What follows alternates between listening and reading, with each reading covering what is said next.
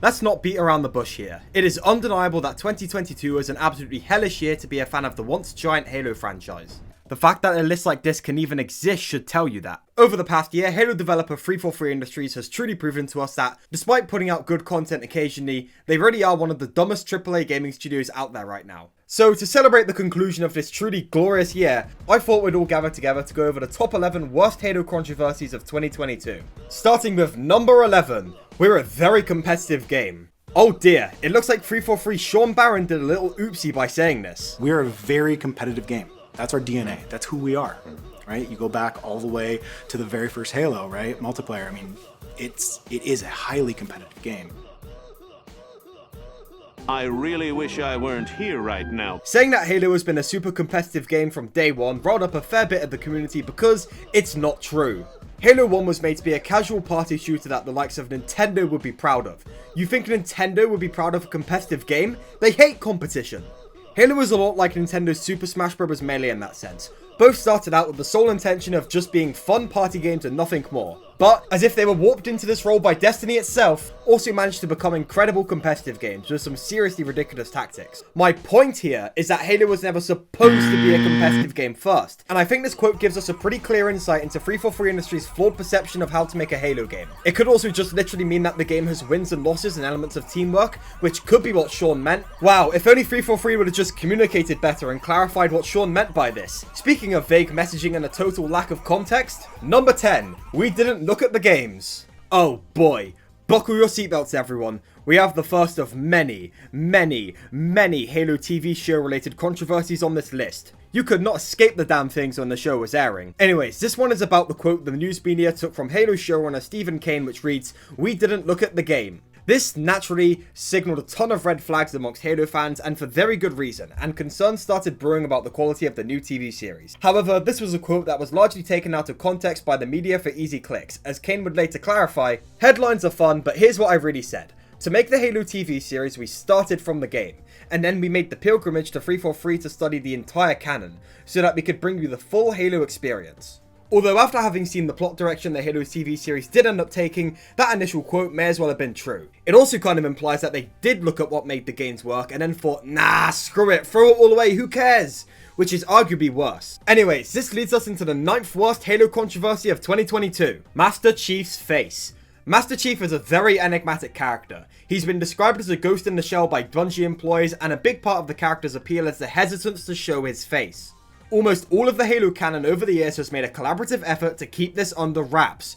We see it at a younger age before his years of battle would undoubtedly change him forever, and we see a tiny seconds-long glimpse of it at the end of Halo 4, as a visual metaphor to the player that Chief is starting to come out of his shell and embrace his humanity. But beyond that, we do not see the Master Chief's face. The Chief as such an iconic character due in part to the restraint on the part of the Halo creatives to not show it. Chief represents all of humanity as a species, and pinning one face to all of the ideas and hopes he carries with him in the main series is really stupid. Oh, son of a bitch.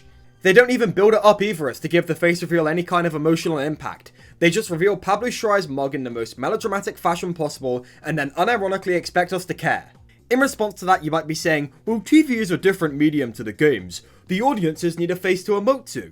And I think this argument makes the decision to reveal the Chief's face even more dumb because of the Mandalorian's existence. That series proved that audiences can still identify with a masked character just as much as they can unmasked characters, but yet the Halo TV series showrunners still thought they'd ditched the most iconic trait of the Master Chief. And then after this reveal happens, he barely puts the helmet on, even in life or death situations where he obviously needs it. Because obviously plot consistency is not nearly as important as spitting all over the legacy of a 20-year-long series. Speaking of what audiences will identify with, this brings us to number 8. The broader audience. The one quote that the Halo community will not shut up about. In an interview with the Washington Times, ex-343 studio head Bonnie Ross mentioned her and the studios want to go off console and think about a broader audience. The interviewer would then follow up on this sentiment by bringing up the fact that Halo frequently collaborates with external brands, and inquire about how they determine which brands are a good fit to work with Halo and which brands aren't so much. To which Frank O'Connor responded saying, "It's kind of like porn. You know it when you see it."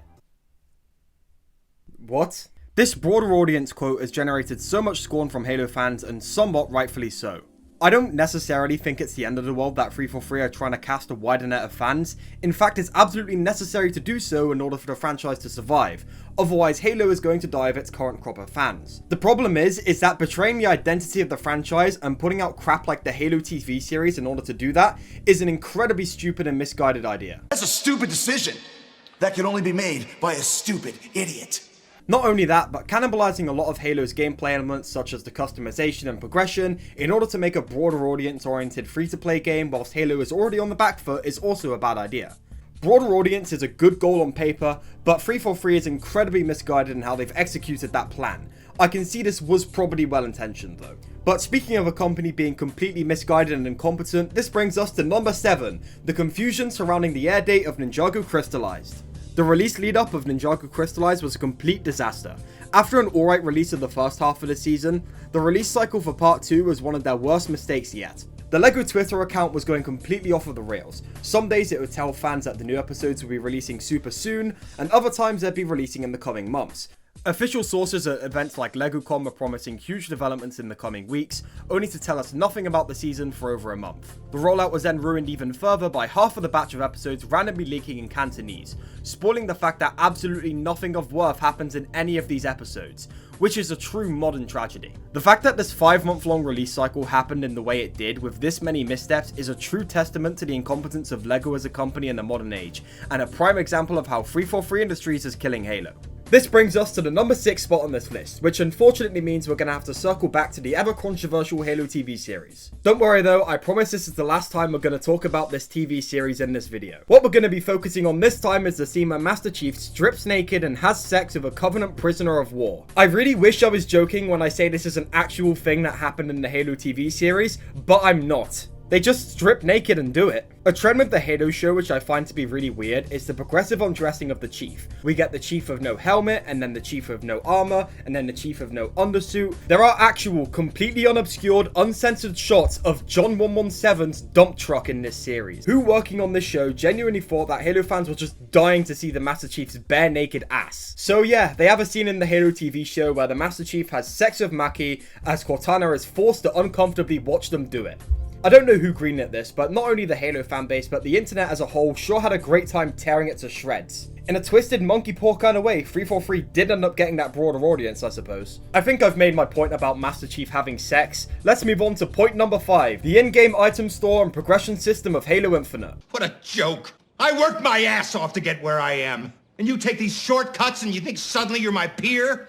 You do what I do because you're funny and you can make people laugh? I committed my life to this. Undeniably, one of the most controversial things about Halo in 2022 is how we started the year with 343 selling $20 armor sets. Being a game series that has been known for its rich progression and the sheer fun of unlocking new doodads for your guy, Halo Infinite's emphasis on the in-game cosmetic store while having next to no way to get items through gameplay at all alienated a lot of fans, and I think it's one of the big reasons that this game was on live support. There was absolutely nothing to grind for. This is slowly being fixed, but still could be a lot better. This part is technically 2021, but screw you, I'm going to talk about it anyway. The challenge system was a disaster. I don't know why they decided challenge-only progression would be a fun system for players. Oh wait, it's to sell the challenge swaps in the store. But the end result of this plan from 343 was an irritating, lifeless, tedious progression system that forced you to play Infinite in ways you absolutely hate. Kill enemy Spartans from behind with a melee attack in Tactical Slayer. I'll just play a better game. Number 4, the infamous big team battle downtime of Christmas 2021. Shortly after the release of Halo Infinite's single-player story campaign, the multiplayer component would start having issues. Players quickly began to realize that, from a technical perspective, the big team battle mode in the game was a complete piece of crap. The mode became unplayable very quickly, leaving a quarter of the game inaccessible to players, which was just so fun. Unfortunately, this happened right before Christmas of 2021, so 343 was completely unable to fix this glaring issue due to being at home with their families for the holidays. After the Christmas period finally concluded, 343 Industries got straight to work and pushed out a patch in an attempt to fix this problem, just for it to not work. It didn't work. Yeah, the patch straight up did not work, and the studio looked like total idiots as a result of this blunder. When this major problem finally did get fixed, one hilarious failed attempt, and almost 2 months after the initial issue popped up, what little remained of the dying Halo Infinite player base were given 5, count them, 5 XP boosts and challenge swaps as compensation. 343 Industries, you are so generous. I'm so thankful for the challenge swaps, which are the absolute bare minimum cheapest thing in the store they could have given us, by the way. Not to mention after everyone had already completed the battle pass for season 1, leaving these rewards completely useless for another few months yet. For comparison, I remember during the first few months of Fortnite back in 2017, when the game went down for a few days, when it came back online, everyone was given a free cosmetic backpack, and there have been other instances when people have been given cosmetics for other kind of outages. These were the compensation given for the game going down for a few days, let alone a few months. This whole situation not only made Free4Free look incredibly incompetent, but also very cheap and greedy, claiming it the number 4 spot on this list. Number 3, the Bonobo Incident. Honestly, any of the last 3 picks on this list could be interchangeable for me due to how equally catastrophically awful they have been for Halo's reputation, but at number 3 we have the infamous Bonobo Incident. Now, for those of you who don't know, Juneteenth is an American federal holiday which celebrates the freeing of the enslaved African American people. It's a pretty momentous holiday for black communities, and rightfully so. Whenever holidays and events like this come around, Free4Free always puts out a little emblem or cosmetic in the game to celebrate, and it was no different for Juneteenth. But it's not a Free4Free Industries edition without them completely screwing it up somehow. And in Free4Free's absolutely infinite wisdom, this emblem launched with the name Bonobo. Bonobo. You know, a type of monkey. Very culturally sensitive naming choice here, guys. I'm sure you haven't just pissed off a giant group of people here.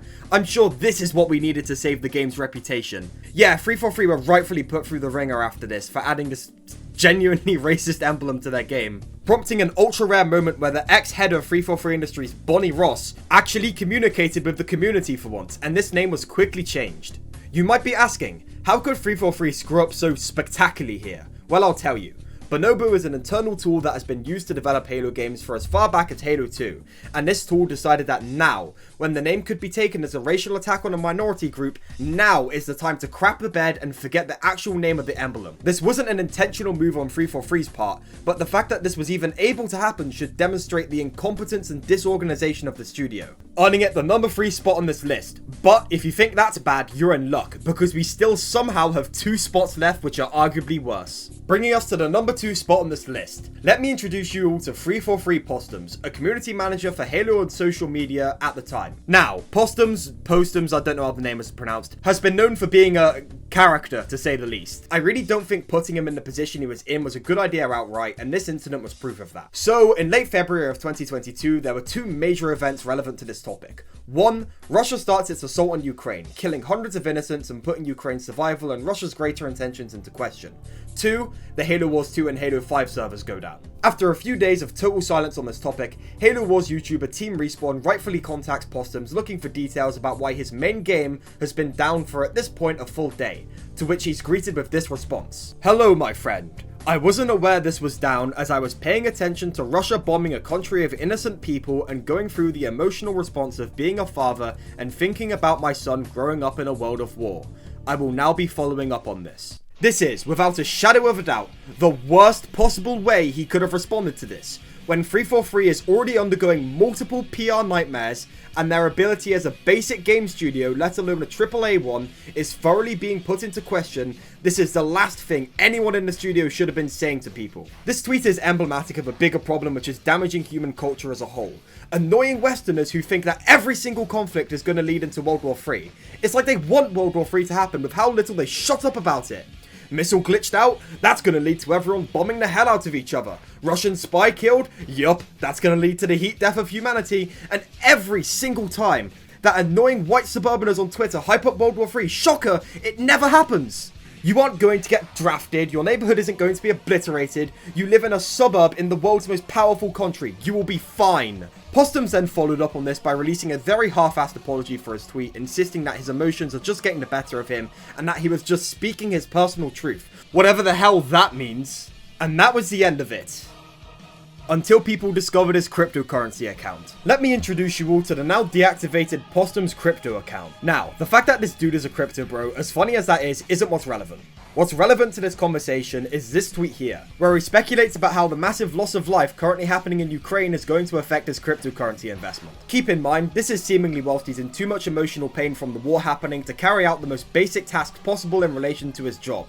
communicating with the Halo community when immediate problems arise, and forwarding them to the relevant people. A high-ranking 343 community manager used the invasion of Ukraine and deaths of hundreds of people, children included, in order to get out of doing his job, all while speculating about how the massive loss of life would affect his shitcoin investments on his alternate account. I think the most truly insane thing about all this is even with all this horrible stuff I've already said in the past 15 minutes, there's still one more controversy that we need to cover on this list. A controversy that I think is perfectly emblematic of 343's incompetence as a studio. That spot being the September 2022 Halo Infinite roadmap. The month is August of 2022. It's been an incredibly rough year to be a fan of Halo so far, but a bunch of really cool leaks are setting up what looks like a very promising future for the game. Additionally, 343 Industries has to release co-op in the next 8 days in order to hit their August deadline for the Moat Edition. Days pass and a week passes of no talk of co-op. Then on September 1st, 343 Industries releases a video detailing the future of Halo.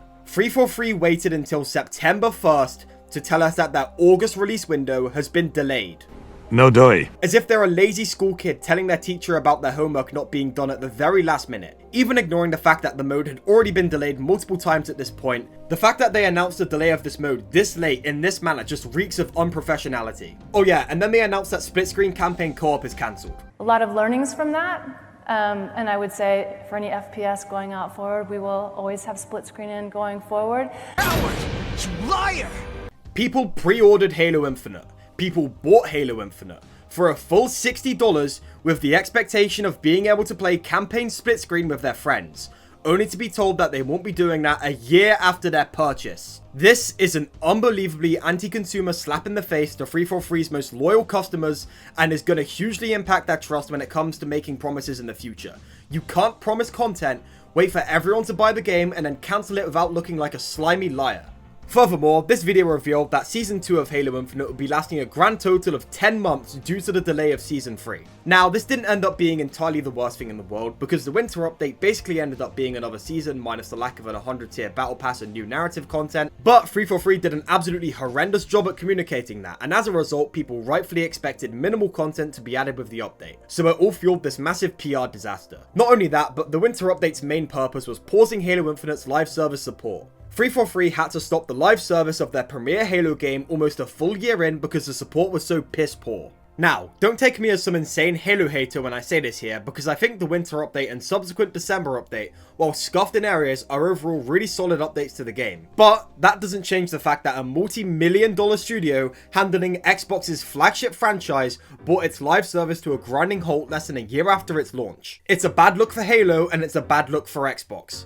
This was also the same video that gave us the clip from earlier, by the way. We're a very competitive game. That's our DNA. That's who we are, right? No! After the release of this catastrophic development update video, people across every social media managed to get the hashtag Fire343 trending on even platforms like YouTube. The Fire343 movement got so big that it eventually became a massive talking point across the entire gaming industry. So if you ever saw a giant wall of tweets all calling for the firing of 343 Industries and sat to yourself and wondered, wow, how did things even get to this point? Well, now you know.